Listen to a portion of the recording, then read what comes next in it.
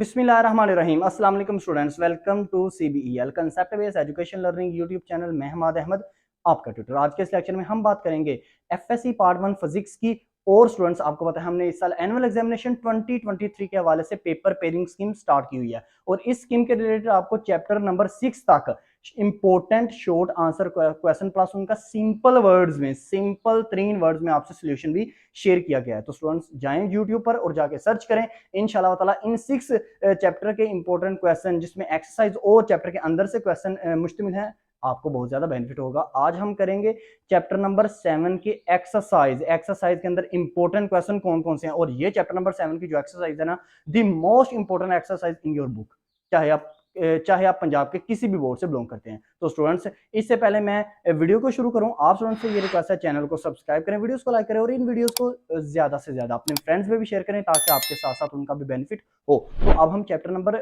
7 के important exercise के question देखते हैं, प्लस उनका सिंपल वर्ड्स में सोल्यूशन भी देखते हैं। तो चले हम पेज की तरफ मूव ऑन करते हैं। अच्छा, तो स्टूडेंट्स अब हम पेज की तरफ मूव ऑन करके आपके एक्सरसाइज 7वें चैप्टर की एक्सरसाइज का पहला क्वेश्चन करेंगे 7.1। चाहे आप पंजाब के किसी भी बोर्ड से बिलोंग करते हैं, तो ये क्वेश्चंस आप स्टूडेंट्स के पेपर पॉइंट ऑफ व्यू से बहुत ज़्यादा इंपॉर्टेंट हैं। क्वेश्चन नंबर 7.1 आपसे क्या कहता है? कहता है write down the 2 characteristics of simple harmonic motion. यानी कि सिंपल हार्मोनिक मोशन की आपने 2 कैरेक्टरिस्टिक्स लिखनी है। मैंने 3 लिखी हुई हैं, आप इन तीनों में से कोई सी 2 कर लेना।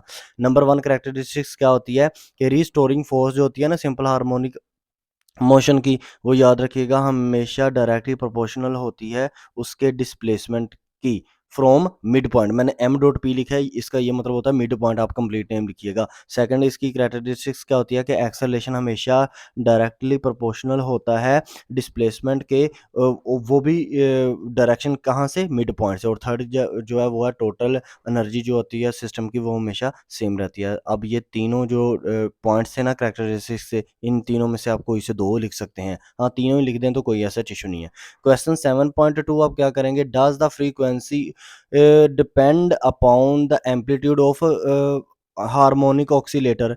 क्या हार्मोनिक ऑक्सीलेटर की फ्रीक्वेंसी एम्पलीट्यूड के ऊपर डिपेंड करती है? नो, कभी भी हार्मोनिक ऑक्सीलेटर की फ्रीक्वेंसी जो है ना, वो एम्पलीट्यूड के ऊपर डिपेंड नहीं करती। अब इसकी वजह ये है कि स्टूडेंट्स जो हार्मोनिक ऑक्सीलेटर है ना, ये 2 चीज़ों के ऊपर डिपेंड करता है। हार्मोनिक ऑक्सीलेटर एक तो सिंपल पेंडुलम के ऊपर मुश्तमिल होता है, एक spring system, mass spring system के ऊपर मौजूद होता है। तो मास स्प्रिंग सिस्टम जो है ना, उसका फार्मूला होता है F बराबर 1/2 पाई अंडर रूट के बटा m। और नेक्स्ट इस क्वेश्चन कहाँ से अगले पेज पे करते हैं।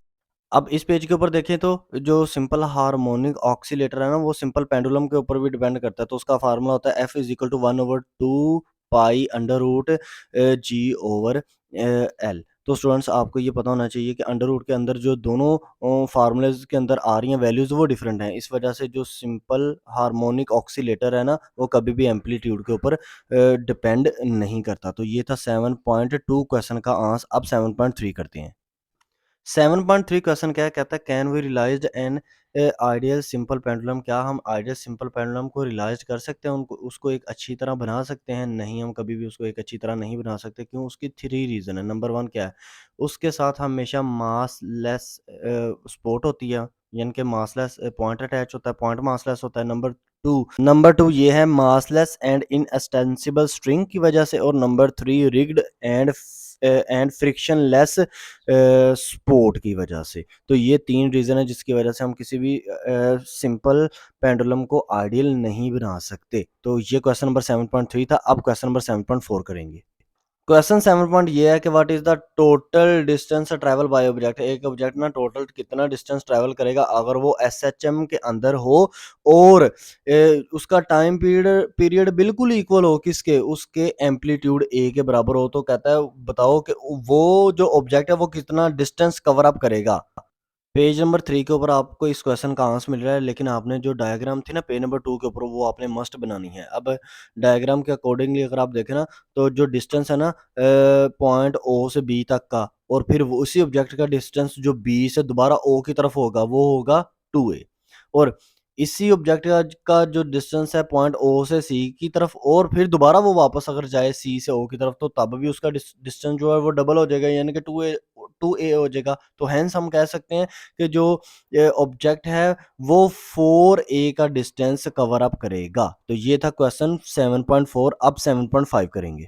7.5 क्वेश्चन आप बोर्ड्स के लिए, आप तमाम बोर्ड के स्टूडेंट्स के लिए बहुत बहुत बहुत ज़्यादा इंपॉर्टेंट है स्टूडेंट्स। ये बहुत ज़्यादा रिपीटेबल क्वेश्चन है।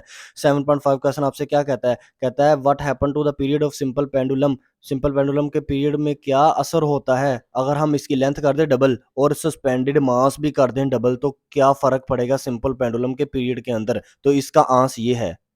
आंस देखिएगा स्टूडेंट्स, आंस क्या है कि आपको पता है टाइम पीरियड का क्या फार्मूला होता है, T is equal to 2 pi under root L over G. तो अब आपने ये तसव्वुर करना है कि ये ऑब्जेक्ट का ना जो लेंथ है वो डबल है, यानी कि एल को आप करेंगे डबल क्योंकि उसका सस्पेंडेड मास जो है वो भी डबल है। तो आपका फार्मूला ये हो जाएगा, जब आप लेंथ को डबल करेंगे ना तो आपको ये अंडरस्टैंड होना चाहिए कि T is equal to, formula क्या हो जाएगा, T is equal to 2 pi under root 2 L over G. अब under root two L, under root में देखें तो 2 एल, 2 के ऊपर भी अंडर रूट है, एल के ऊपर भी अंडर रूट है, तो इसको जरा ना अंडर रूट 2 को जरा बाहर निकाल लो तो आपके पास क्या फार्मूला बन जाएगा, T is equal to under root 2 और बड़ी सी ब्रैकेट ओपन करेंगे तो 2 pi under root L over g. इसी तरह रहेगा, मैंने क्या किया, सिर्फ अंडर रूट 2 को ना बाहर कॉमन कर दिया क्योंकि हमने ये फर्ज किया कि लेंथ जो है वो डबल हो चुकी है। तो जब हमने लेंथ को डबल किया तो ये अंडर रूट 2 बाहर आ गया और बाकी सारा फार्मूला तो टाइम पीरियड का ही बनता है ना। तो T is equal to under root 2 और वहां पर सारे फार्मूले को 2 pi under root L over g को अगर देखे तो वो आपका टाइम पीरियड है, टाइम पीरियड ही है, तो उसको आप ना टी लिखोगे। अब अंडर रूट 2 की अगर आपको पास वैल्यू हो तो वो आती है 1.41। तो ये क्या हो गया, यानी कि अगर आप लेंथ को डबल कर देना सस्पेंडेड मास के जरिए तो सिंपल पेंडुलम का जो पीरियड है ना वो 1.41 बन जाता है। अब पेज नंबर 4 के ऊपर अगर आप देखो ना तो क्वेश्चन का जो है ना रिमेनिंग आंसर यहाँ पर भी लिखा हुआ है। तो वो क्वेश्चन आपसे ये कहता था कि अगर लेंथ को डबल करें तो क्या फर्क पड़ेगा पीरियड ऑफ सिंपल पेंडुलम पर, और सस्पेंडेड मास को अगर डबल करें तो क्या फर्क पड़ेगा। तो याद रखिएगा लेंथ को डबल करेंगे ना तो उसकी पीरियड में फर्क पड़ेगा कितना, 1.41 तक। लेकिन अगर मास को डबल कर लेना तो आपका कोई फर्क नहीं पड़ेगा क्योंकि टाइम पीरियड के फार्मूले के अंदर जो मास है वो जाहिर ही नहीं होता। तो ये था आपका question. Question 7.6 which is also a very very important question. कहता है does the acceleration of simple harmonic oscillator remain constant during motion. Motion के दौरान सिंपल हार्मोनिक ऑक्सीलेटर का ना, ऑक्सीलेटर का मतलब होता है जिसमें मास मास स्प्रिंग सिस्टम भी अटैच होता है और जिसमें सिंपल पेंडुलम भी अटैच होता है। इन दोनों को मिलाकर पढ़ें तो हमारा हार्मोनिक ऑक्सीलेटर बन जाता है। तो कहता है क्या उसका जो एक्सेलरेशन है वो हमेशा रिमेन कांस्टेंट रहता है। कहता है इज इट एवर जीरो, क्या कहता है क्या ये कभी जीरो भी होता है एक्सेलरेशन? कहता है एक्सप्लेन कर दो इस चीज को। अब इसका आंसर देखते हैं।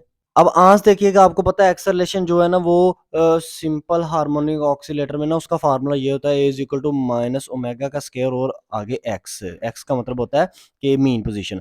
तो आपको आपने ये बताना कि इसका कभी सिंपल हार्मोनिक ऑक्सीलेटर का कभी एक्सेलरेशन जीरो भी होता है। तो कहता है जब तक ना आपका सिंपल हार्मोनिक एक्सेलरेशन हमेशा डिपेंड करता है डिस्प्लेसमेंट के ऊपर। तो कहता है जब आपकी ओमेगा की वैल्यू तब्दील होती जाती है ना, तब याद रखिएगा आपका ना जो एक्सेलरेशन है ना हार्मोनिक ऑक्सीलेटर का वो रिमेन कांस्टेंट रहता है। लेकिन जब आपका वही सिंपल हार्मोनिक ऑक्सीलेटर जो है वो मेन पोजीशन से गुजरे यानी कि डिस्प्लेसमेंट उसका ना जीरो हो जाए, तब क्या होगा, तब एक्सेलरेशन भी जीरो हो जाएगा। उसकी वजह क्या है, क्योंकि आप फार्मूले में डिस्प्लेसमेंट को जीरो पुट करेंगे ना तो वो ओमेगा स्क्वायर से मल्टीप्लाई खाएगा तो वो जीरो ही हो जाएगा। हेंस वहां पर ना आपका जो एक्सेलरेशन है ना वो जीरो हो जाएगा। अब ये था इस क्वेश्चन का आंसर पेज नंबर 4 के ऊपर। थोड़ा सा आंसर पेज नंबर 5 के ऊपर है, तो पेज नंबर 5 की तरफ मूव ऑन करते हैं।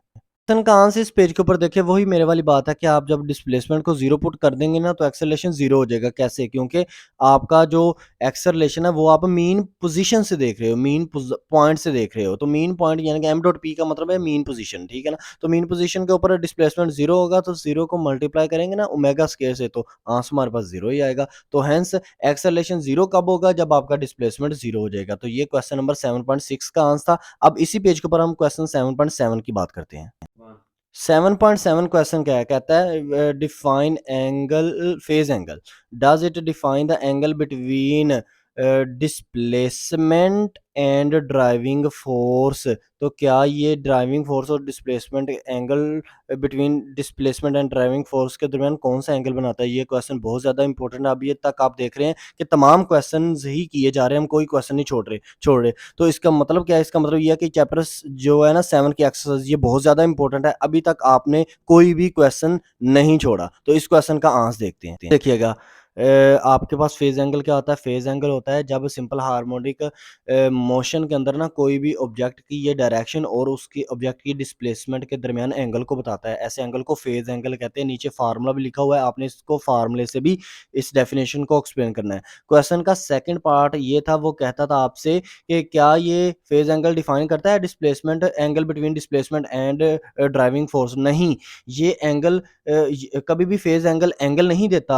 डिस्प्लेसमेंट और ड्राइविंग फोर्स के दरमियान। क्यों? क्योंकि ये हमेशा डिपेंड किसके ऊपर करता है? ये अकॉर्डिंग टू फार्मूला डिपेंड करता है रोटेशन ऑफ द बॉडी, मतलब बॉडी की रोटेशन के ऊपर, और रेफरेंस लाइन के ऊपर डिपेंड करता है। तो इस वजह से ये कभी भी एंगल नहीं देगा डिस्प्लेसमेंट और इसके ड्राइविंग फोर्स के दरमियान। पेज नंबर 6 के ऊपर आप देखेंगे क्वेश्चन 7.8। तो स्टूडेंट्स क्वेश्चन क्या कहता है? Does the addition of the two SHM यानी कि सिंपल हार्मोनिक मोशन दो अगर हमारे पास हो, उनको हम जमा करें तो क्या हमारे पास जो रिजल्टेंट आता है, जो रिजल्ट आता है वो भी सिंपल हार्मोनिक मोशन ही आता है? इस क्वेश्चन को हम एक्सप्लेन करना है। जब दो सिंपल हार्मोनिक मोशन को हम ऐड करेंगे ना तो हमारे पास रिजल्टेंट भी सिंपल हार्मोनिक मोशन ही आएगा। क्यों?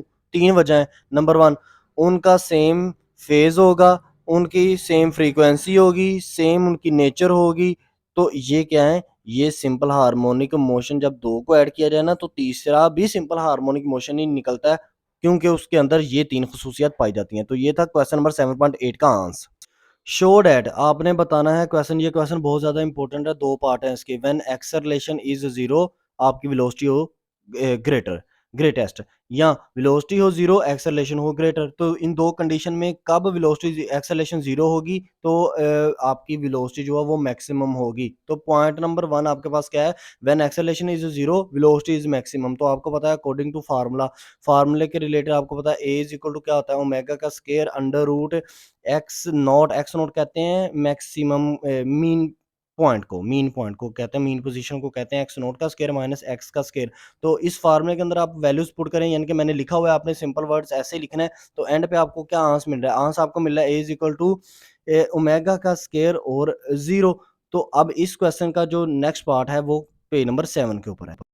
अब पेज नंबर 7 के ऊपर आपको पता चल रहा है कि ये पहली कंडीशन क्या थी? जब आपका एक्सेलरेशन 0 होगा, वेलोसिटी ग्रेटर होगी, तो कब होगी? इस सिचुएशन में होगी। आपको सारा फार्मूला एक्सप्लेन किया हुआ है, क्योंकि अब अगर मैंने इसको एक-एक वर्ड टू वर्ड एक्सप्लेन करना शुरू कर दिया तो ये काफ़ी लेंथी क्वेश्चन बन जाएगा। अब इस क्वेश्चन का बी पार्ट क्या था कि व्हेन वेलोसिटी हो 0 और आपका एक्सेलरेशन ग्रेटर हो तो क्या सिचुएशन होगी? वो भी बिल्कुल सेम यही कंडीशन होगी, फार्मूला आपको एक्सप्लेन किया हुआ है।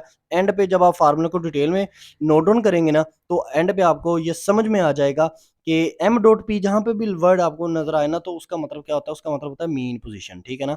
तो इस फार्मूले के इस पॉइंट के भी अकॉर्डिंगली, इस फार्मूले के अकॉर्डिंगली आपको पॉइंट नंबर जो क्वेश्चन का बी पार्ट है वो भी सोल्व हो जाएगा। तो ये क्वेश्चन जो है ना स्टूडेंट्स, ये ए और बी पार्ट है, लेकिन पेपर में ना आपको दोनों पार्ट भी पूछ सकता है, दोनों में से कोई एक पार्ट भी पूछ सकता है। तो आपने अपने आप को प्रिपेयर करना है, ऐसा नहीं करना कि आपने कंप्लीट क्वेश्चन को रट्टा लगा लेना है और समझना है कि दोनों ही पार्ट आएँगे। नहीं, दोनों में से एक पार्ट भी वो पूछ सकता है।